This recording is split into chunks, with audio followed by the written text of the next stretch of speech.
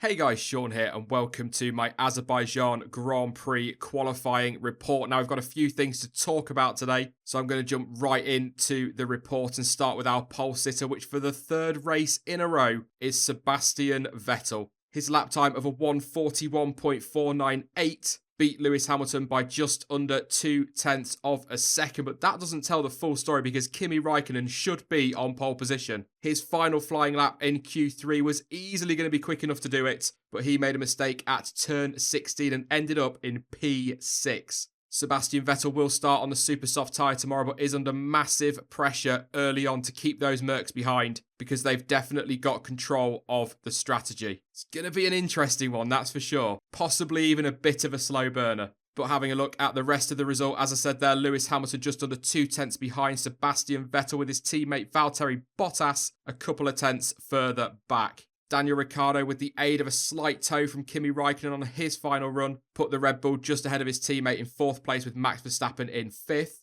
Kimi Raikkonen, as I was saying there, P6 and starts on the ultra soft tyre, which, like I say, is going to put him under massive pressure, and Ferrari, of course. Great showing from Force India today. P7 for Esteban Ocon and P8 for Sergio Perez. Nothing between them two. Very close indeed. Nico Hülkenberg qualified in 9th, but will take a 5-place grid penalty, courtesy of a gearbox penalty. His teammate Carlos Sainz qualified in P10. Obviously, therefore, will start in P9. It's great to see Williams on the pace this weekend as well. Lance Stroll qualified in P11, therefore will start P10 with Sergei Sirotkin in 12th. And Lance Stroll so close as well to making it into Q3, just a 10th off it. However, Fernando Alonso, another miserable Saturday for him and the whole team, to be honest. These Saturday performances are simply not good enough. They've got to get this nailed. Yes, they are recovering well in races, but that will not always be the case. Charles Leclerc, fantastic performance from him, finally showing that talent we know is there. Qualified 14th, will start in P13 and was as high as P11 after Q1 with a storming lap. Really impressive from him today. But a very disappointing day for Haas. Kevin Magnussen in P15. Stoffel van Dorn adding to McLaren's misery there in P16. Pierre Gasly will only start in 17th, just ahead of Marcus Ericsson. His teammate Brendan Hartley is 19th. We will be talking about the Toro Rossos in just a second. And Romain Grosjean, after gearbox problems, did not set a time, stopped out on track and will be starting plumb last tomorrow.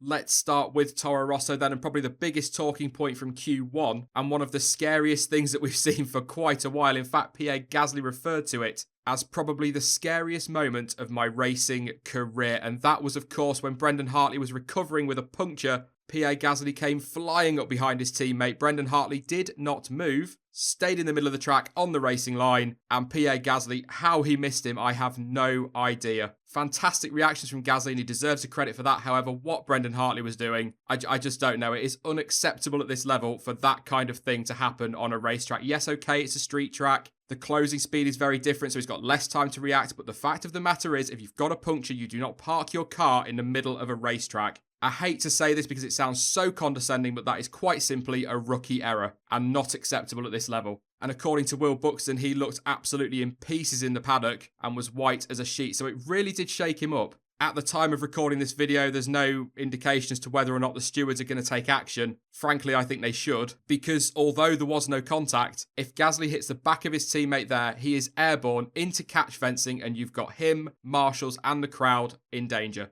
And if you're listening to this and you want to call it an overreaction, that's absolutely fine if that's the way you feel. But if that does happen, and yes, of course, it is just hypothetically speaking, that is a nasty accident. I'm pretty sure nobody would feel like it was overreacting then. So stewards aside, that is definitely something that Toro Rosso need to be talking to Hartley about, and he must make sure that that doesn't happen again. Slightly more positive news then, and Williams much better this weekend. As I was saying there, they're going to have a car inside the top 10 for the first time in what seems like forever. Really great lap from Lance Stroll in Q1 to get himself through. In fact, I would say that him and Leclerc were the standout performers in the first qualifying session. But Williams look okay on race pace as well, so maybe, just maybe, they could be on for some points this weekend. We might get a bit of a chaotic race. We saw what Stroll could do with that last year. Yes, very lucky, as we keep saying over and over again. But the possibility is still there, so it could be a good weekend for Williams. Of course, a lot of this is going to come down to that Mercedes power and that long straight. But the car does look a little bit better, so it is a big step forward for Williams, and it's great to see.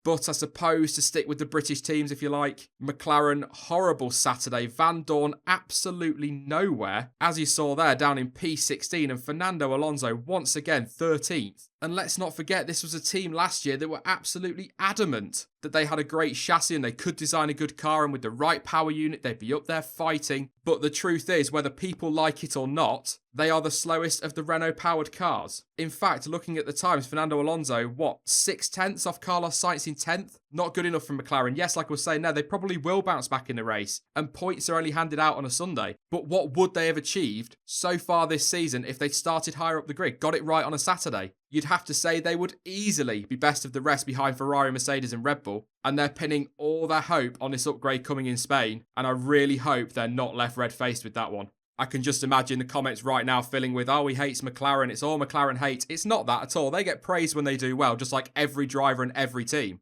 But they're going to get criticised when they do badly, particularly when they put themselves in the position they have. They make the claims that they build the best chassis on the grid, and then they turn up with a decent engine and can't deliver. So what am I supposed to say?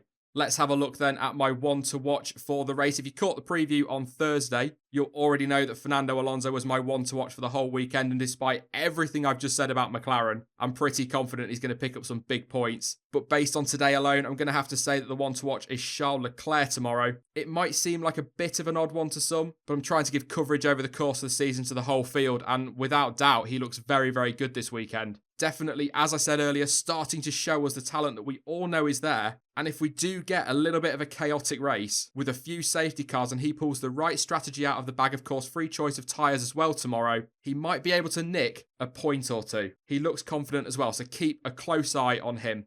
But if you want a team to keep an eye on, definitely watch Red Bull tomorrow. As I was saying when I went through the classification there, their race pace looks pretty decent and they're pretty much on par with Ferrari and possibly even quicker than Mercedes. Not over one lap, but we were never really expecting that. But they are definitely close, and Daniel Ricciardo, another driver that looks full of confidence coming into this weekend. And when you consider that Max Verstappen's got a point to prove as well, they're going to be right in the mix. They're on the optimum strategy as well. They're going to start on the super softs. The key for them is that they need to keep Kimi Raikkonen behind them off the line, but with him on the ultra soft tyres, that's not going to be easy. But if they can do what they did in China with Verstappen and pick off one of those top three, they could be in control again. So it's going to be very, very interesting. And like I said earlier, Mercedes definitely have the control of the strategy versus Ferrari. So whichever driver is running second out of the two of them, Mercedes could pull the trigger, force Ferrari's hand. It's going to get very tasty tomorrow. So then, based on what we've seen in qualifying, who do you think is going to win the 2018 Azerbaijan Grand Prix? What is your top three for the race tomorrow, and who will be the big standout surprise? Let me know your thoughts in the comment section down below. I will be back tomorrow with Jonty for the race debrief, and we will go live within an hour of the race finishing. In the meantime, though, you can follow me on social media. Links to Twitter, Instagram, Facebook, and to Discord are all in the description down below. But as ever, thank you for watching. I've been Sean. This has been the F1 Word, and until next time, goodbye.